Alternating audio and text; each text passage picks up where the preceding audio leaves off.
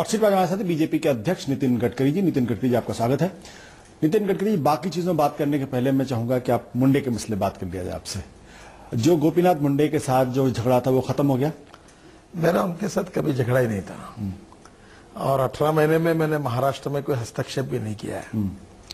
Party में साधारण हमारे पार्टी का एक स्वरूप है कि अटल बिहारी वाजपेयी भी बोले तो भी आखिरी में वो कहेंगे वैसा पार्टी में नहीं होता, अडवाणी बोले वैसा भी नहीं होता, मैं बोलूं वैसा भी नहीं होता। बट लोग कह रहे हैं कि आपका और मुंडे जी का झगड़ा पुराना है। प्रमोद जी के जमाने में आपको बहुत महाराष्ट्र के पॉलिटिक्स में दबाया गया था, आपको जो जो जो, जो कद मिलना चाहिए था वो नहीं दिया, तो जब आप अध्यक्ष बने तो आपने वैसा किया उनके साथ। देखिए, ये बात सारा गलत है। प्रमोद जी ने मेरे साथ बहुत फेयरली काम किया है और उन्होंने मुझे मंत्री बनाया और मंत्री बनाते समय पूरी फ्रीडम काम करने की दी और उनके पश्चात ऐसा आरोप लगाना ठीक नहीं है।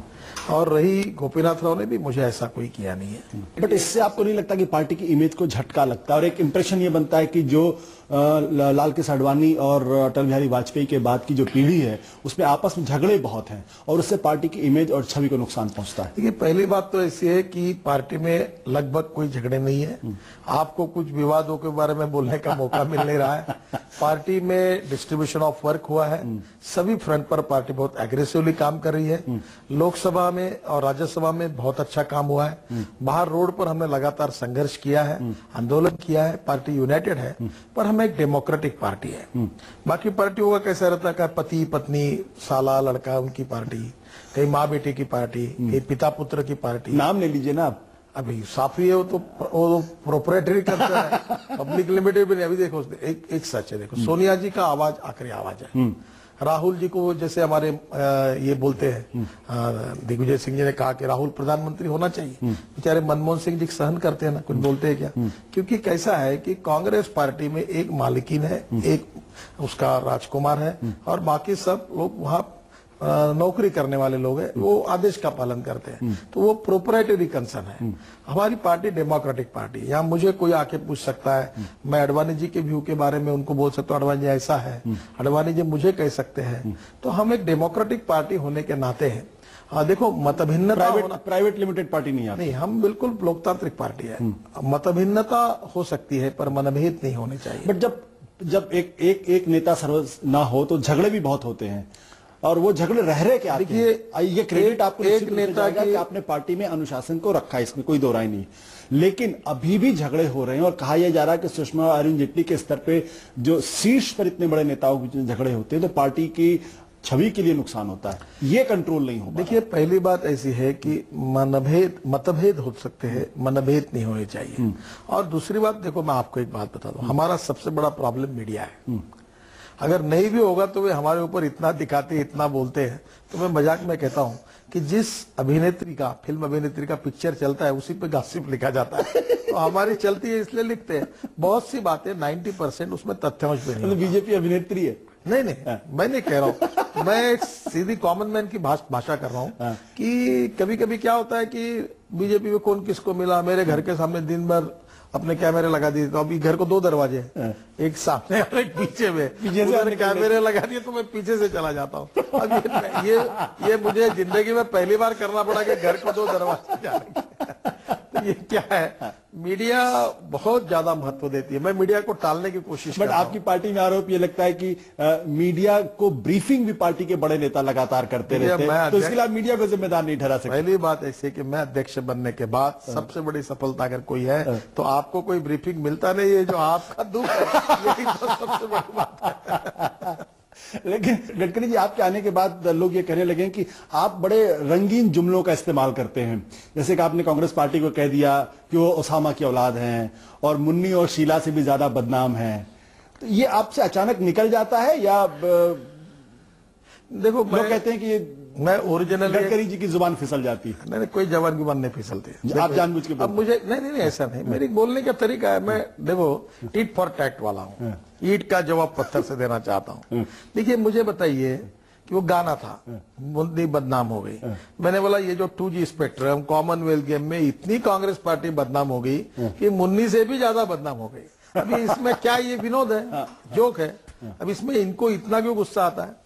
मैंने कहा कि पाकिस्तान जिस प्रकार से कहता है कि हम आतंकवाद के खिलाफ लड़ रहे हैं, वैसे सोनिया जी जब कहती है कि हम भ्रष्टाचार के खिलाफ लड़ रहे हैं, तो पूरे दुनिया को मालूम है कि पाकिस्तान आतंकवाद से कैसे लड़ रहा है, तो लोगों को मालूम है। सोनिया जी कहती भ्रष्टाचार, तो लोगों का विश्वास नहीं बैठता।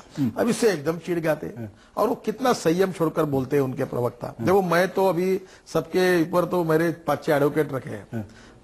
मेरा दामन को साफ है, मेरे घर को कांच की खिड़की नहीं। न मैं मीडिया से डरता हूँ, न नेताओं से डरता हूँ। ईंट का जवाब पत्थर से देना चाहता हूँ। आप मुझे भी डरा रहे हैं। नहीं, देखो, डरा की नहीं बात नहीं। मैं अधिकार सबके मानता हूँ, फ्रीडम ऑफ स्पीच है, आपका अधिकार है, मैं उसका सम्मान करता हूँ। मिनट भर आपने 1-2-4 चीज गलत दी तो भी कह दे, वो आपका, मुझे उसमें चिंता नहीं है।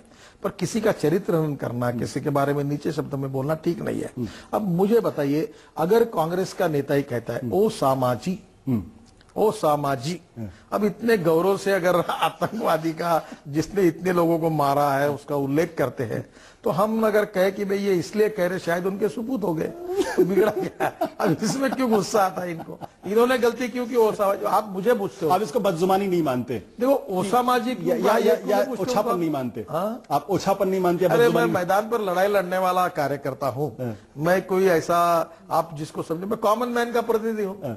मैं अपनी भाषा बोलते हैं। देखो, मैंने एक बात तय की है, जो मेरी भाषा होगी वो मेरी भाषा होगी, जो मेरा विचार होगा जो मेरा विचार होगा, जो मेरी पार्टी वो मेरी पार्टी, जो मेरा गोल है वो मेरा गोल है।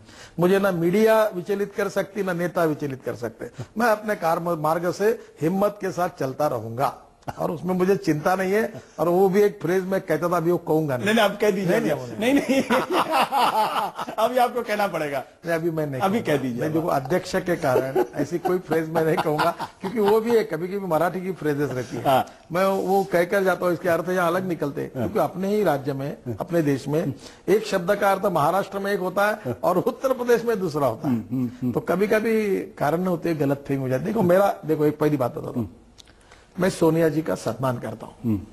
मैं कांग्रेस का विचारों का विरोधी हूं, मैं दुश्मन नहीं हूं। अगर अच्छी बात अगर मनमोहन सिंह जी करेंगे तो तारीफ करूंगा, सपोर्ट करूंगा, और इसलिए अगर गलत बात होती है तो उसका विरोध करूंगा। लोकतंत्र में विपक्ष का अध्यक्ष होने के नाते ये मेरा परम कर्तव्य है कि जो सरकार जो गलती करे उसके बारे में बोलूं। बट मनमोहन सिंह ने कहा है कि जो संपादकों के साथ बैठक में कि बीजेपी उनको सपोर्ट नहीं करती, बहुत सारे मुद्दों पर अनावश्यक जो है वो विरोध करती रहती है। देखिए, जहां अनावश्यक विरोध नहीं, कौन से मुद्दे पर किया, जरा आप मुझे बताइए। एक बात है, बाद में दूसरा, सपोर्ट नहीं करती लोकपाल के बिल पर।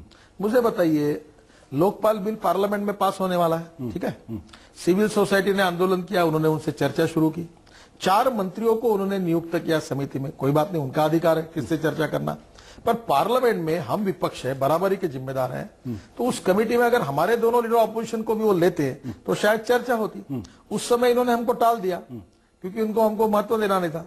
और जब वो उसमें टाई आ गया, तब दो प्रारूप बने, तब इनके बाजू से बोलने के लिए इनको हमारी मदद चाहिए, तब हमको पत्र लिख के प्रारूप भेज रहे, अब तुम्हारा मत क्या है। मैं पूछना चाहता हूं प्रधानमंत्री को कि जब आपने सिविल सोसाइटी से बातचीत शुरू की तब आप हमको याद नहीं आए, जब आपकी बातचीत टूटने लगी, टूट गई, तब आपके बाजू से बोलने के लिए हमारी याद है, ऐसा क्यों?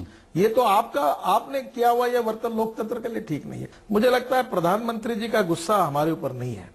प्रधानमंत्री का गुस्सा ऐसा है कि उनके टीम के लोग सेल्फ आउट होते हैं, भ्रष्टाचार के खिलाफ एक के पीछे आउट हो रहे हैं। दूसरी बात, उनका प्रॉब्लम यह है कि वो कहते हैं कि ये तो कलमाड़ी ने किया, वो तो उसने किया। सच ये है कि कॉमनवेल्थ गेम में जो कुछ फाइलें हुई है उसमें हर फाइल को प्रधानमंत्री जी, PMO, group of minister, cabinet sub committee, cabinet, बाद में एक्सपेंडिचर फाइनेंस कमेटी, और इसके अलावा प्रधानमंत्री ने एक IAS ऑफिसर को अध्यक्ष, उसने सबने क्लियर किया है, सब फाइल पर उनकी साइन है। अब वो जिम्मेदारी उनके पास जाती है। जो जवाहरलाल नेहरू स्टेडियम बना, उसमें कपड़ा था अमेरिका का, सिलाया गया मेक्सिको में, रोप लाई जर्मनी से, नटबोल्ड लाई स्विट्जरलैंड से, और संडास पर टाइल्स चिपकाने के लिए मजदूर लाया ऑस्ट्रेलिया से। अब गलतियां ये करे, अब हम निकाले बाहर, और वो सब बाहर निकाल कर अगर ये उतर जाए, सब सामने पिक्चर आता है, अब ये लोगों के सामने फेस नहीं करते तो चिड़चिड़ करते हैं। जिस सवाल का जवाब नहीं मिला उसके लिए RSS और बीजेपी में चिपका दो, ये कांग्रेस पार्टी की स्टाइल है। अच्छा, हमको चिपका तो चिपका जाए, हमें कोई चिंता नहीं इस बात। कंटेज आपसे बातचीत जारी है, वक्त छोटे से ब्रेक का। हॉटसेट आज हमारे साथ नितिन गडकरी जी, आपका एक बार फिर स्वागत है। गडकरी साहब, आप लोग लोकपाल के बिल पे सरकार के साथ रहेंगे या नहीं रहेंगे? सरकार जो मुद्दे रेस कर रही है, लोकपाल के बिल पर अगर वो बिल का प्रस्ताव अगर हमको उचित लगता है तो सरकार के साथ रहेंगे। उचित का मतलब क्या हुआ? देखिए, अभी तक तो ऑफिशियल बिल पद्धति ये है कि पार्लियामेंट को बिल पेश होता है, पेश होने के बाद उसकी ऑफिशियल कॉपी हमको मिलती है। मैं बिल की बात नहीं छोड़ दूं, लोकपाल में पार्टी की क्या राय है? आपके जमाने में भी लोकपाल बिल आया था, क्या आपको लगता है प्रधानमंत्री को लोकपाल बिल के दायरे में रहना चाहिए? आना चाहिए, लोकपाल का बिल आना चाहिए। बिल आना चाहिए, प्रधानमंत्री को लोकपाल के दायरे में रखना चाहिए। उसकी डिटेल चर्चा पार्टी में हो रही है, अभी तक निर्णय नहीं हुआ। पार्टी एक हमने एक समिति बनाई है इसमें। नहीं गडकरी साहब, मैं माफ करिएगा, मैं आप बीच में टोक रहा हूं, मैं उस बारे में बात ही नहीं कर, मैं सीधी सी बात ही कह रहा हूं कि प्रधानमंत्री को लोकपाल के दायरे में रखना चाहिए या नहीं रखना चाहिए। मुझे लगता है इस बात पर निश्चित रूप से सरकार का क्या मत है वो देखने के बाद भारतीय जनता पार्टी विचार करके अपना मत देगी। अटल बिहारी वाजपेयी के जमाने में जब बिल आया तो उन्होंने कहा था मुझे इसमें कोई आपत्ति नहीं अगर मुझको लोकपाल के दायरे में रखा जाए। अटल बिहारी वाजपेयी बड़े हृदय के थे। क्या बीजेपी उस राय से सहमत थी? उस पर विचार कर रही है, अभी भी सहमत है उनकी राय? विचार कर रही है। जुडिशियरी को लोकपाल के दायरे में रखना चाहिए। देखिए, जुडिशियरी के बारे में भी लोकपाल पे बजाय जुडिशियरी के लिए भी कोई ना कोई व्यवस्था करनी चाहिए। इस देश की जुडिशियरी लाइन पर नहीं है। देखो, मैं जुडिशियरी का सम्मान करता हूं, पर आज जब हम जो जजमेंट देख रहे हैं, जो चर्चाएं हो रही है बाजार में, वो अच्छी नहीं है और इसलिए कहीं ना कहीं चेक और काउंटर चेक चाहिए, पर उसके बारे में निश्चित रूप से उचित लोगों ने चिंतन करना होगा। मैं चाहूंगा कि आप इस मसले को थोड़ा और क्लियर करें। जुडिशियरी को लोकपाल के दायरे में होना चाहिए या नहीं होना चाहिए? आपने कहा कि जुडिशियरी को लेकर सम्मान देश के अंदर कम हुआ है, तो हमने एक जुडिशियरी पे नियंत्रण रखने की जरूरत है। पहली बात ऐसी है कि अपॉइंटमेंट ऑफ जजेस, इसमें बहुत गड़बड़ी होती है। बाद में उसके बाद जजेस के ऊपर जो हमारी कोर्ट की प्रोसीजर है उसके बारे में इंफॉर्मेशन टेक्नोलॉजी का उपयोग होना चाहिए। और अपॉइंटमेंट ऑफ जजेस जो है उसमें पॉलिटिकल इंटरफेरेंस करने के बजाय जो सरकार में होता है, इसमें रिटायर्ड जजेस जो हाई सुप्रीम कोर्ट के जज के नेतृत्व में कोई न्यायिक कमीशन बने और अपॉइंटमेंट ऑफ जजेस प्रोसीजर के बारे में, जिससे हमारे जुडिशियरी की विश्वसनीयता बढ़े। नितिन जी, पिछले दिनों एक अन्ना हजारे को लेकर अनशन हुआ जो लगातार लोकपाल के मसले पे चल रहा है, उसके बाद बाबा रामदेव का भी अनशन हुआ और एक परसेप्शन ये बन रहा है कि बीजेपी को जो लड़ाई लड़नी चाहिए थी वो लड़ाई अब सिविल सोसाइटी के लोग कर रहे हैं और बीजेपी अपोजिशन का स्पेस छोड़ रही है। वो स्पेस अन्ना हजारे और बाबा रामदेव जैसे लोग ऑक्युपाई कर रहे हैं। देखिए, ये स्पेस और अपोजिशन वाली बात नहीं है। आप थोड़ा सा राजनीति से ऊपर उठकर विचार करो। भ्रष्टाचार इस देश की बहुत बड़ी समस्या है। इस देश को भ्रष्टाचार मुक्त करना और जो 22 लाख हजार करोड़ रुपए जो बेईमानी से कमाई हुआ काला धन विदेशों में रखा है उसको वापस लाना एक राष्ट्रीय प्रश्न है। ये कोई बीजेपी का ब्रांड नहीं है, मोनोपोली नहीं है कि हम ही करें। इसके लिए अगर कोई आंदोलन कर रहे, ये अच्छी बात है, कोई इसके लिए कुछ जनप्रबोधन कर रहे, कोई अनशन कर रहे, तो हर अच्छे काम के लिए भारतीय जनता पार्टी का सपोर्ट है। बीजेपी को ये भी नहीं लग रहा है कि जो लड़ाई बीजेपी को लड़नी चाहिए वो अब सिविल देखो, हमारी लड़ाई हम हमारे भरोसे लड़ रहे हैं। हमको किसी के सपोर्ट की जरूरत नहीं है और किसी की सहानुभूति की जरूरत नहीं है। भारतीय जनता पार्टी अपने शक्ति पर पिछले 2 साल में, और मैं अध्यक्ष बने 18 महीने पूरे हुए, हमने आंदोलन किए, देश भर में किए, मोर्चा की, घेराव किया। पार्लियामेंट में 2G स्पेक्ट्रम किसने निकाला? भारतीय जनता पार्टी। सबसे पहली बार राज्यसभा में अरुण जेटली जी ने इस पर बात की। कॉमनवेल्थ गेम पर लोकसभा में सुषमा जी ने बात की। आप बीजेपी की कमी इसे नहीं मान सकते, 100% चूक गई ये नहीं कह सकते। देखो, वो राजनीतिक पार्टी नहीं है। कल चुनाव नहीं लड़ने वाले अन्ना हजारे कोई, न रामदेव बाबा लड़ने वाले। वो फायदा आपको मिल जाएगा? नहीं, वो हमारा ही काम कर रहे हैं, वो फायदा आपको मिलेगा। देखिए, मैं फायदे की बात नहीं कर रहा हूँ। जिस कॉज के लिए हम लड़ रहे हैं, अगर मुझे एक काम है, मुझे 100 यूनिट मेहनत करके एक चीज को उठाना है, उतने में आप आ गए कि भाई इसमें 50 यूनिट का मैं काम कर दूंगा, आपने कर दिया तो मेरी 50 यूनिट मेहनत कम हुई। गडकरी जी, एक सवाल और है, आप पिछले अपने 18 महीने के कार्यकाल को किस नजर से देखते हैं? आप अपने आप को असर्टिव प्रेसिडेंट मानते हैं, एग्रेसिव प्रेसिडेंट मानते हैं, कंसेंसस मेकर मानते हैं, या सोलो प्लेयर के तौर पे आप फिल्म हिट कराते हैं? ये तो मेरा मूल्यांकन आप अच्छा कर सकते हैं, आप बताइए। क्योंकि ये चारों शब्द जो आपने प्रयोग में लाए हैं, ये चारों शब्दों का रोल कहीं ना कहीं मेरा दिखा होगा। तो मुझे तो कुछ लगता नहीं। ये तो मैं जो कहा, देखो, मैं भारतीय जनता पार्टी का कार्यकर्ता हूं। मेरे ऊपर एक बहुत बड़ी जिम्मेदारी इस पार्टी के अध्यक्ष बनने की, और इस पार्टी को 2014 में मैंने फोकस किया है। जैसे अर्जुन को द्रोणाचार्य ने पूछा क्या दिखता है, तो उन्होंने कहा वो फिश है, उसका आग दिखती है। वैसे मुझे 2014 दिखता है। अब उत्तर प्रदेश का चुनाव दिखता है।